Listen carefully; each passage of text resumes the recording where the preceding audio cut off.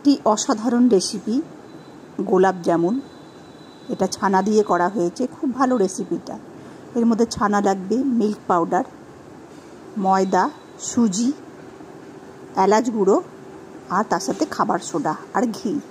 এগুলো সব দিয়ে খুব ভালো করে মাখাতে হবে। মাখিয়ে তারপরে খাবার সোডার মধ্যে ভালো করে একটুখানি জল দিয়ে সেটাকে একটুখানি গুলিয়ে নিয়ে সেই খাবার সোডাটাকে পুরো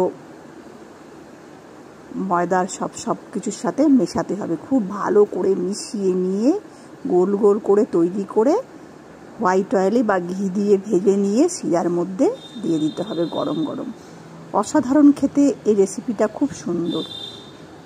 ছানাটাকে খুব ভালো করে হাত দিয়ে মথে নিতে হবে, একদম প্লেন করে নিতে হবে। এটা আমার 5-6 দিন আগে করে রাখা ছানা। তোমরা যখন মিষ্টি করবে অবশ্যই ইনস্ট্যান্ট ছানা তৈরি করে ইনস্ট্যান্ট করবে। খেতে কিন্তু অসাধারণ হয়েছে।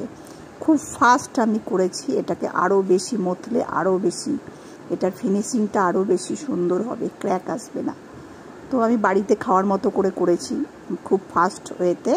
তোমরা একটুখানি ছানাটা ভালো করে মথে নেবে, অসাধারণ খেতে।